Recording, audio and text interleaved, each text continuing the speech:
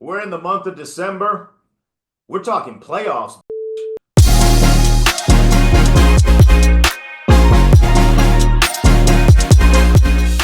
Welcome into Denton's office, your favorite Commanders YouTube show. Before we get into our discussion, peep the sweater game. It's Christmas season. We got a holiday party tonight. I got to look festive for it. But we're in the month of December. Washington is in prime position to get to the playoffs. I'm going to tell you how they do it. They got New Orleans this weekend. This is what we are going to call a should-win game. We don't know if Carr is going to be active. He more likely than not will not be active. So we don't know who's going to be their quarterback. They don't have a whole lot of good options. On top of that, they added Ben DiNucci to the roster. Remember him? He's still kicking around. Congratulations to him. So right now, Washington's 8-5, which means as we sit here in December, their magic number to get to the postseason is 3. It does not matter what happens with everybody else in the conference. If Washington wins 3 games, they are going to the playoffs. That would give them 11 wins. They have every single tiebreaker if they have 11 wins. So not only would they get to the postseason with 3 wins, depending on what happens with the Green Bay Packers, something we will get into in just a second, they would be the 6th seed, which means you are potentially dodging Detroit or Philadelphia, whoever is not the 1 seed. If you're the 7th seed, you got to go either to Philly or to Detroit. Those are 2 places that right now I would prefer not to play. If you're going to force my hand and say, where would you rather play? You'd rather go to Philadelphia. Crazy, maybe, but you'd at that point already seen them twice. And if you're seeing them for a 3rd time, I like the chances of a 3rd matchup versus potentially going to Detroit, who seems to be a juggernaut as we sit here now. So the magic number for Washington is 3. They're 8-5. They are 5-3 in the conference. That is important. Their next 4 games, their final 4 games, you got New Orleans this weekend. You got home against Philadelphia. You got Captain Kirk or Michael Penix Jr. I don't know. You got Atlanta, and then you got Dallas. There are 3 wins there. There are definitively 3 wins there. You might even argue there are 4. Right now, Philadelphia is doing my favorite thing. They do it every single year. It's where they begin to hate each other, publicly and privately. A.J. Brown wants the football. He critiqued his quarterback. His quarterback, who Jalen Hurts handles these things relatively well, said, I need to get better. But then you get former teammates of Philadelphia coming out on radio and saying they got problems. I'm going to trust them. It feels like they got some problems in Philly. Now, they're still very, very talented, but that's just something to keep note of. Because you know who doesn't have problems internally? Our Commanders don't. We're good as gravy there, buddy. All right. So if they get 3 wins, that would make them 11 and potentially 6 here, assuming that Philadelphia won or whatever is not. But more importantly, that would take this number from 5-3 to 8-4. Ignore the way that I drew 4 there. I got confused. But that would make it 8-4. There is no other team in this conference that can do that unless Green Bay runs the table. But if Green Bay runs the table, they're going to have more than 11 wins. It's not really going to matter. But there's no one that is available to take this spot that Washington currently occupies, which is the final seed in the NFC, that can reach 8-4. For context, that is the tiebreaker that's going to matter for everybody except for Atlanta, Arizona, who is more likely than not really not going to be in this conversation, and Tampa Bay. But Tampa Bay is not really going to be in the conversation if they just handle business because they would win the NFC South and jump Atlanta. The reason that it is not a factor for Tampa Bay and Arizona particularly is because there's a head-to-head matchup there. Head-to-head is going to be the first tiebreaker in the wild card. Washington crushed Arizona, so don't have to worry about them. You lose to Tampa Bay at the beginning of the season. You do have to worry about them slightly, but again, it's more likely than not that the path to the playoffs for Tampa is going to be through their division championship. And right now they are the top seed in their division because Atlanta, I don't know if you watched them, they suck on defense.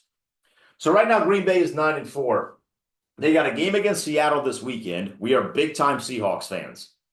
Big-time Seahawks fans. They got a game against Seattle. They got a game against New Orleans. They're on the road against Minnesota. They close with Chicago.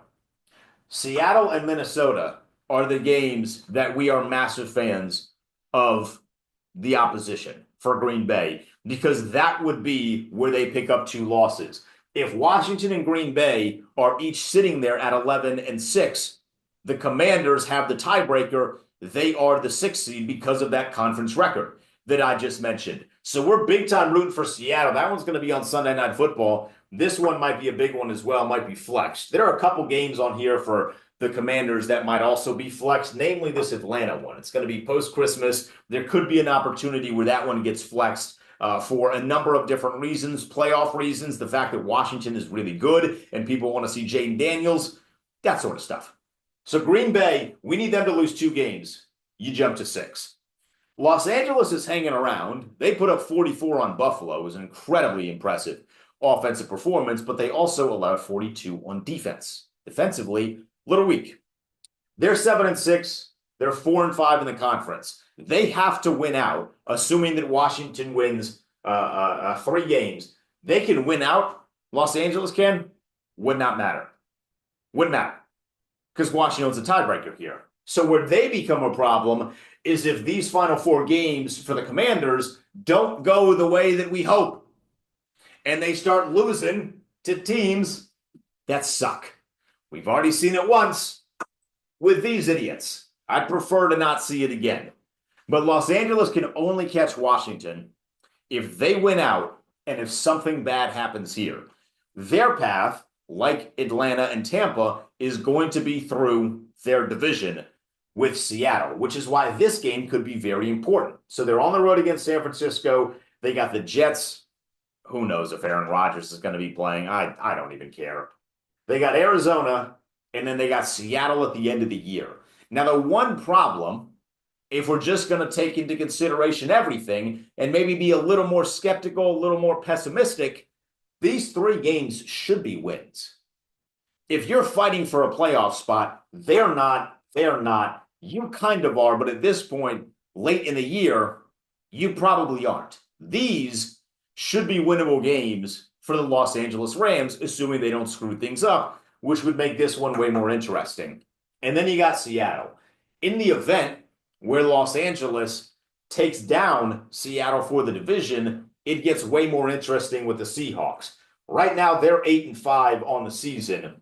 They got Green Bay, they got Minnesota, they got Chicago. If they win the 3 games, it gets a little dicey. And assuming, let's just say, they lose to Los Angeles, so Los Angeles wins out, they win the division, you're on the outside looking in, you're at 11-6, it gets a little dicey, but you're still sitting pretty all right if you're Washington because of this conference record. They would have 3 wins, which would give them 7 wins in the conference, but they'd have another loss, make them 7-5 in the tiebreaker because there's no head-to-head. Washington gets the win there, they get that final spot, potentially. Or maybe it becomes between them and Green Bay, which then again, Washington's sitting pretty good because they own the tiebreaker over them. They own the tiebreaker over them. They'd be the 6th seed. All you have to do is win 3 games. Win 3 games and nothing else matters.